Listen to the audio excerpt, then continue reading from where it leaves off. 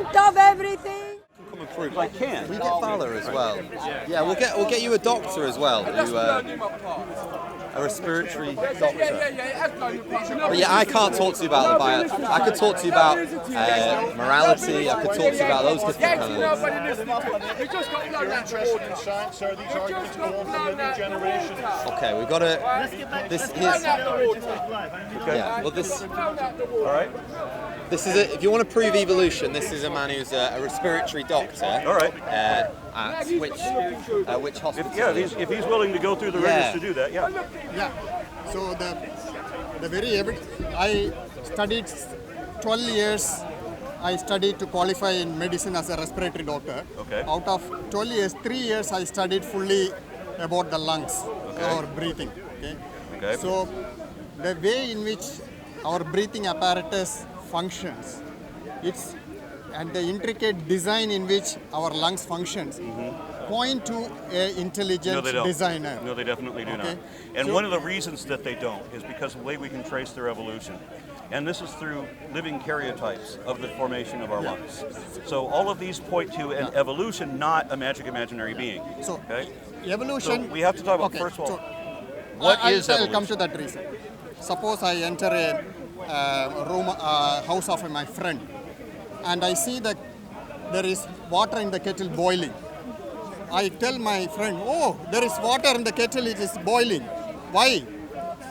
There are two ways you can answer it. My friend can say, that's because the kettle is connected to the electricity, and the electricity is converted to the heat energy in the kettle, and the heat energy causes the water temperature to go increase, and when the water temperature crosses the boiling point 100 degrees Celsius, it changes into water vapor. That's the one way to, so it describes the process why the water is boiling. It's a great way to avoid my question, There is another more likely answer is, Steve. The water is boiling because I want to make a tea. Don't think so. Okay? How So is there that are two relevant to ways what you we're can saying? look at the same thing. One is the process, the step-by-step process. The other is the meaning. Why it So we're all not talking about occurred. meaning today, we're talking about the process. Yeah, so you can go through You said step-by-step you were going to process. have me prove evolution to your satisfaction, right? So that's the process. Evolution, so you can do many things to say that, okay, this is how it all came. So But there is no proof. Nobody has seen that. I can give you proof, and we have definitely seen it. Lots of it. So, first, let's start with what is evolution. Computer modeling is on You have to give me the definition. Okay. Evolution is summarily defined as descent with inherent genetic modification. Okay. So it's any collection of organisms, a population of organisms. It's not individuals, it's a population. And a population can show variance over time. And this variance can increase to where you end up with separate groups, where one group will have unique, distinctive features that every one of these have and not one of these has, right? So this is the evolutionary process. Do you accept that? Okay.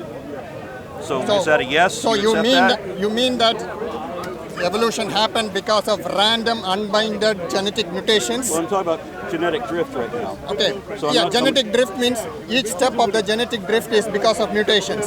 Right. Is that right? Right, because mutations happen all the time, right? Okay. You accept that? So you carry on. I will come to that. All right, so in every human zygote, we have an average of 128 mutations right from the get-go, right from conception, right?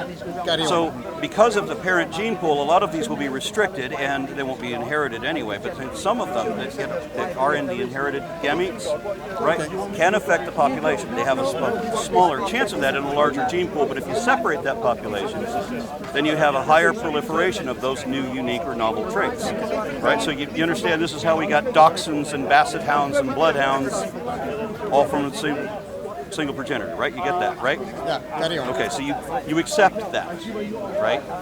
No, you carry on, then I will come to that. So yes or no, do you accept that? Accept what? What I just said. About how we derive we can use artificial selection to derive different breeds of dogs, and natural selection will derive different species or subspecies of other animals, right? I don't agree to that. But you finish saying, then I will carry on. Okay, I did finish. Do you understand and accept that? No, you carry on. I will come to it again. Okay, and I'm done carrying on. I've come to the question now.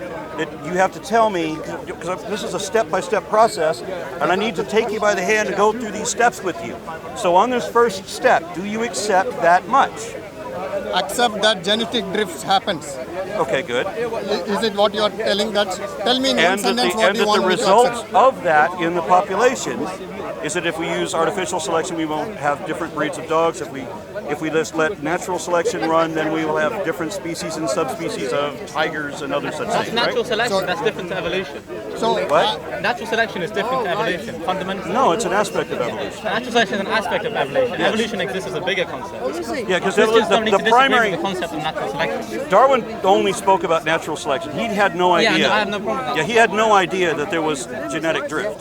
So he had no idea. Natural selection can occur through many means. Genetic drift is one. But genetic drift turns out to be the dominant process Right, yeah. over Naturally, natural. yeah. So You can both see that are being the case. aspects of evolution, not separate from. So I don't accept that genetic drift or genetic mutations lead to a better species. The reason I am giving is there are many genetic diseases as far as my field of interest is. So this is the respiratory. argument. Okay? This is the argument that there's no beneficial mutations. So the cystic fibrosis, one example, is a genetic mutation, and there are hundreds of mutations which can lead to cystic fibrosis. Okay. And each and every mutation results in a defect which doesn't result in a better adaptive way in which the animal or the human being can survive, but it causes a disease in which his lifespan is reduced. right, In no way mutations that do many mutations will result in a better being. But we It actually know and have Will you hold documented this when I give specific it you? mutations,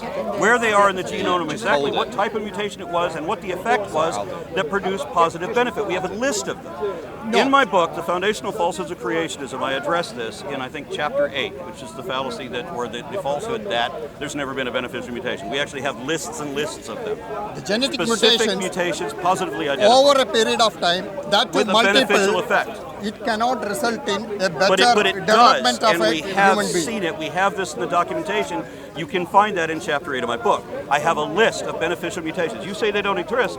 I have a list of them. So Yes, and I've demonstrated cited the science and also explained what many of these beneficial mutations are and how they work and how we know they are beneficial. So you're saying they don't exist? Yeah. They do. And I've got a list of them in my book. Can I introduce you? This is my friend Professor Stephen Taylor. Aaron, Hello. if you're happy, I'll chair the meeting. I'll give you 3 minutes to explain why atheism is correct. Professor Steve Taylor, Christian, from Liverpool University, will do 3 minutes why Christianity is correct, and then one question to both of you. Are you happy with that? Yeah, sure. Okay, so will you give me a shout and roll, and I'll do it. All ready?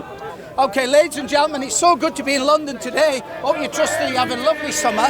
My friend... Come take over everything from your Come, man, say it straight. Man, don't listen to BBC. Man, don't listen to The right is ITV. Aron Ra, American, Listen. and he's a top atheist, and it's great to get his views, and thank you, Aron, for stopping. Professor Steve Taylor is from the University of Liverpool, and he studies and he lectures in physics. My question now will be very simple, though we'll take one from the crowd if these guys are happy. Aron, you're going to get 3 minutes to tell us why you believe in atheism. Steve is going to get 3 minutes to believe, or say why he believes there's a God. And then I'm going to ask him one very incisive question,